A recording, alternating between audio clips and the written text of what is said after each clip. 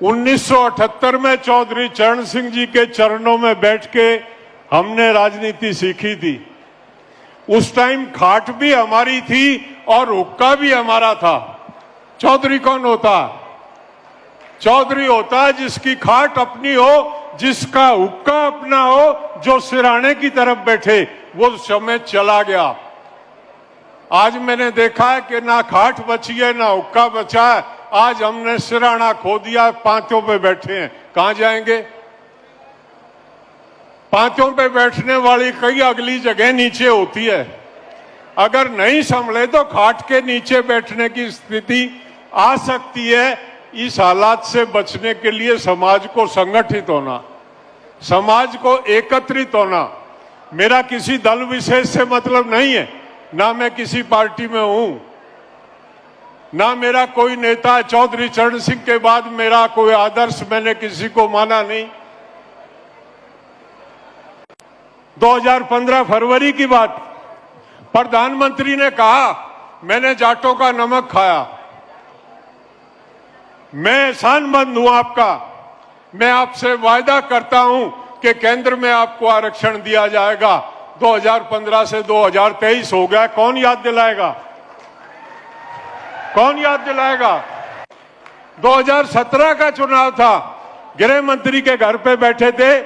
अमित शाह ने कहा कि मेरी मूंछ का बाल ले जाओ, वायदा करता हूं इलेक्शन के बाद जाट समाज को केंद्र में आरक्षण दिया जाएगा। इससे बड़ा तो वायदा नहीं होता। मूंछ का बाल दे रहा है, वो मूंछ का बाल हमारे पास दर रखा है, आरक्षण दिया नहीं जा रहा। तो भाई मैं तो निवेदन करता हूं, आपको अपना वकील बनाते हैं, वो क्योंकि वो नमक और मूंछ का बाल रखा हुआ है हमारे समाज के पास, उस वायदे को पूरा कर दें। छोटू राम ने कहा था बोलना सीख लो और दुश्मन को पहचान लो। जो आपका ले जा भाई, जो आपकी नहीं सुन रहा, जो आपकी नहीं सुन रहा, उसके खिलाफ आवाज बुलंद करो। जो आपकी सुन रहा है उसका धन्यवाद करो। आज मुख्यमंत्री जी ने हमारी मांगों को स्वीकारा, हम उनके आभारी, हम कृतज्ञ हैं उनके। आरक्षण देने की शुरुआत अटल बिहारी वाजपेयी ने की। पहला आरक्षण राजस्थान में सेंट्रल की सर्विसेज में अटल बिहारी ने दिया हमको। हम चीख चीख के हर मंच से कहते हैं, लेकिन जो नहीं दिया उसको भी कहते हैं। यह नहीं है कि हम एक तरफा बात करते हैं। हमारा जो उधार है वो हमको चाहिए भाई, एहसान नहीं है। सरकार का वायदा, प्रधानमंत्री और गृह मंत्री वायदा कर रहे हैं और आरक्षण को नहीं दिया जा रहा। कैसे होगा ये? किस तरह से होगा? हमको बिरादरी के लिए, मैं ऑल इंडिया जाट महासभा से जुड़ा हूं। हमारे संगठन का हमेशा का यह नियम, हम चंदा नहीं मांगते हैं। 25 साल से मैं मध्य प्रदेश में आ रहा हूं, एक आदमी भी बता दे 2 रुपए का चंदा किसी आदमी से लिया हो या दिया हो। हम चंदा नहीं मांगते हैं। और मध्य प्रदेश में नहीं, पूरे देश में बता दे कोई। लेकिन हम जाके कहते हैं कि अपने प्रदेश और देश प्रदेश के विकास के लिए अपने अपने जिले में जाट छात्रावास, कन्या छात्रावास, जाट विद्यालय, जाट स्कूल, इनका निर्माण करो। कि तेजाजी फाउंडेशन की घोषणा मुख्यमंत्री ने की है, उसका बायलॉज, उसका एजेंडा तय करो। मैंने देखा वीर तेजाजी के नाम से करोड़ों करोड़ रुपए के मंदिर, यहां तक नहीं कर्नाटक तक बना रहे हैं। वीर तेजाजी शिक्षण संस्थान की स्थापना क्यों नहीं होती?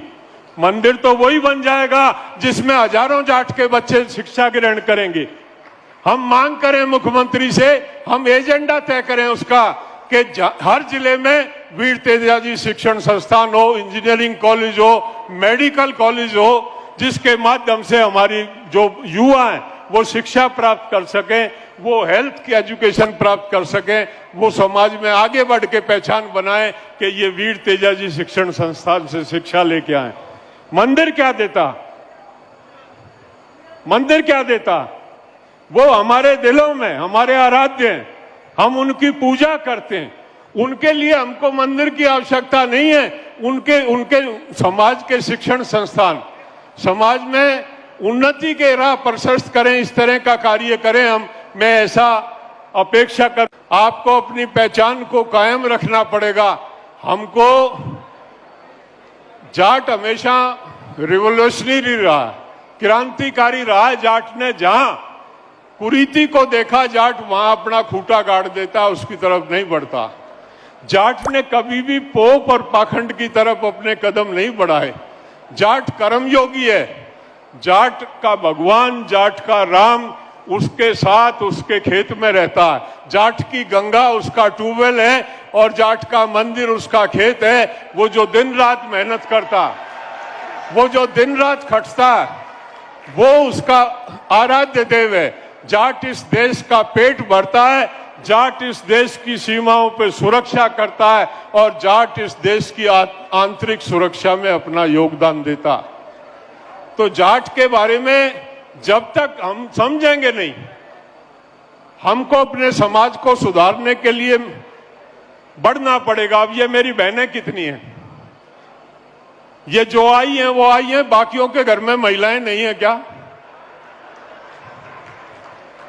अगर आज अपने घर से एक एक महिला को ले आते तो मुख्यमंत्री बेचारे कई दिन बेहोश रहते और ये कंसीडर करते कि बहुत भारी गठजोड़ है।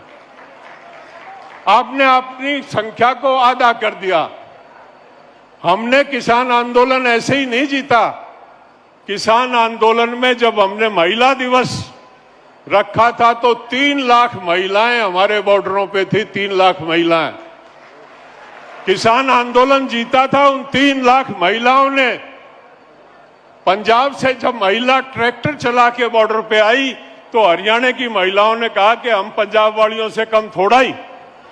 2000 महिलाओं ने हरियाणा में ट्रैक्टर चलाना सीखा। सुबह ट्रैक्टर भर के बॉर्डर पे आती थी, शाम को महिलाओं को लेके वापस जाती थी।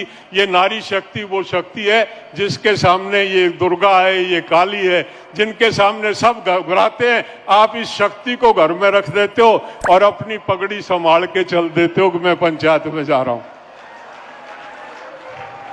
लाओ महिलाओं को सामने। डेमोक्रेसी में सर गिने जाते हैं, संख्या गिनी जाती है। जिसकी जितनी संख्या भारी उतनी उसकी भागीदारी, जितनी संख्या भारी होगी उतनी भागीदारी होगी।